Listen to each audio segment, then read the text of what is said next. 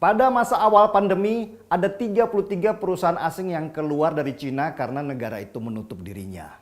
Dan Indonesia pun menyambut gembira karena merasakan mendapat limpahan investasi asing besar-besaran dengan nilai ratusan triliun rupiah. Dan kalau puluhan perusahaan asing itu jadi dibangun di sini, maka ribuan tenaga kerja kita akan terserap ke sana. Tapi sialnya, Indonesia kalah menarik dari Vietnam. Pemerintah Vietnam menyediakan banyak kemudahan yang membuat para perusahaan itu lebih baik bangun pabrik di sana.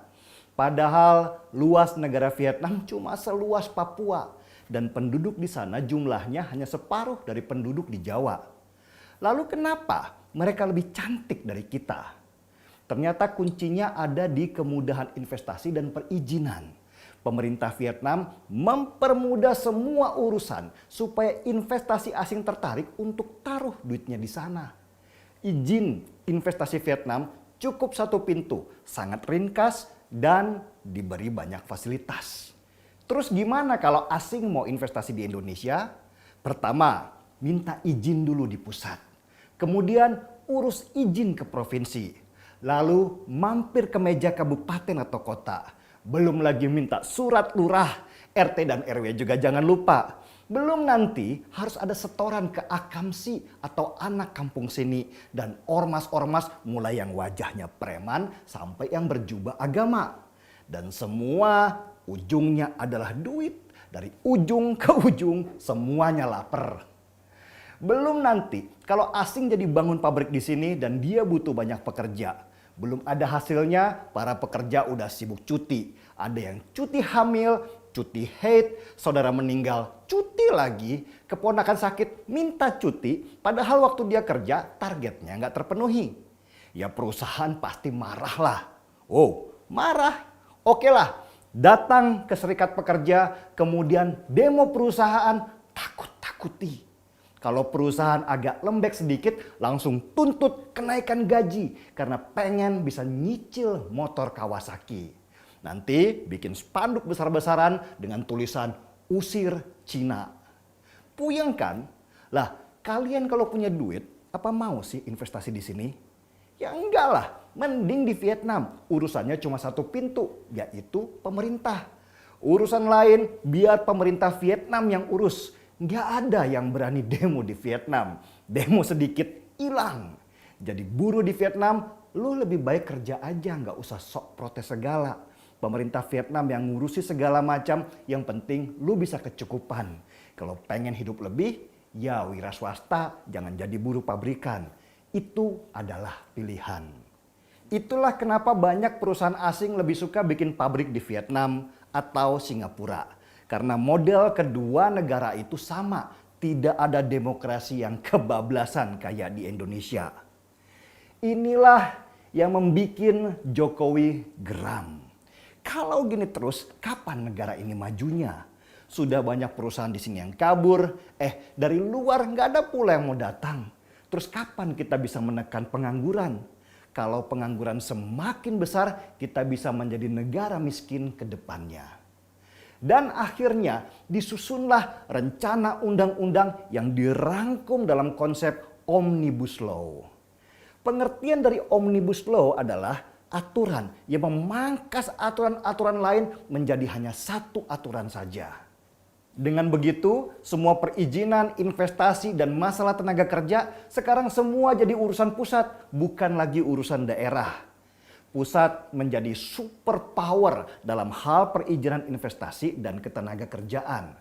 Miriplah di Vietnam dan Singapura, daerah menjadi pelaksana. Inilah yang diributkan banyak daerah. Daerah yang biasanya dapat banyak cuan dari masalah perizinan dan investasi, mendadak harus kehilangan rezekinya. Semua diurusi oleh pusat. Banyak kepala daerah yang biasanya kaya dari masalah izin-izin itu sekarang jadi manyun. Nggak dapat proyek lagi. Karena itulah banyak dari kepala daerah yang menolak awalnya karena kewenangan mereka jadi terbatas. Tapi ya kalau nggak digituin, kapan negara lain mau tertarik sama negara kita? Belum lagi masalah pekerja, ini yang lebih ramai lagi. Seperti biasa, banyak buruh yang merasa terancam dengan munculnya RUU Cipta Kerja. Mereka merasa banyak hal yang tidak sesuai dengan keinginan mereka. Mulai dari masalah gaji, masalah libur, masalah kontrak kerja, dan sistem PHK. Ruwet lah pokoknya. Namanya mau berubah, pasti ada yang setuju dan ada yang tidak. Yang tidak setuju ya seperti Konfederasi Serikat Pekerja Indonesia atau KSPI pimpinannya Said Iqbal. Kalau ini sih kayaknya emang demen aja demo. Apa-apa di demo.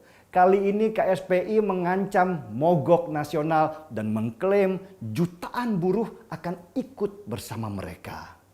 Benarkah begitu? Enggak juga ternyata. Buktinya KSPN atau Konfederasi Serikat Pekerja Nasional nggak mau ikutan mogok. Mereka ikut pemerintah dan DPR.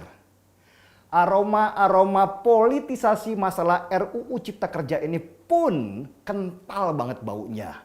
Mulai dari Gatot Nurmantio, mantan Panglima TNI yang jadi motornya kami. Gerakan kurang jelas yang sibuk sendiri di tengah pandemi. Gatot mendukung mogok nasional meski juga kurang jelas dukungan dalam bentuk apa. Wong orang-orang kami itu kayaknya nggak ada yang buruh deh. Begitu juga Demokrat dengan AHY yang sejak pandemi selalu berusaha tampil beda dengan Jokowi. Ya memang itu jalan ninjanya Partai Demokrat. Karena kalau nggak berbeda mereka juga nggak dapat simpati. Apalagi pemilihan legislatif kemarin mereka hanya dapat kursi 7%-an saja. Siapa tahu kalau berbeda bisa dapat tambahan meski sedikit supaya partainya selamat. Yang terakhir yang buat saya lega adalah Partai Keadilan Sejahtera atau PKS. PKS memang sudah memantapkan dirinya sebagai oposisi meski katanya mereka kurang bahagia. PKS menolak RUU Cipta Kerja juga nggak jelas karena alasan apa. Mungkin ya karena kurang bahagia itu tadi. Jomblo memang banyakan pada kurang bahagia. Yang lain gandeng-gandengan supaya bisa belai-belayan. PKS selama beberapa tahun harus rela membelai dirinya sendiri. Tapi PKS adalah kompas yang paling akurat. Kalau mereka tidak setuju, berarti Omnibus Law sudah benar adanya. Kita ingat jargon sejak 2014. Di mana PKS berpihak, maka pilihlah lawannya. Jadi ketidaksetujuan PKS membuat semua hal menjadi terang benderang. Kita berada di jalan yang benar dan harus bersyukur kepada Tuhan bahwa akhirnya kita punya ukuran mana kebenaran dan mana kesalahan dengan adanya PKS. Meski PKS juga belum tentu salah, tapi juga dia sering nggak benar. Karena itu kita harus mengucapkan terima kasih yang sebesar-besarnya kepada PKS. Karena tanpa mereka kita akan selalu ragu mengambil keputusan.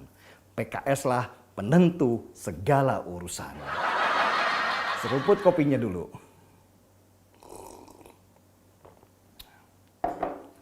Marki bohong, mari kita bongkar semua. Saya Din Siregar, kita di acara Timeline.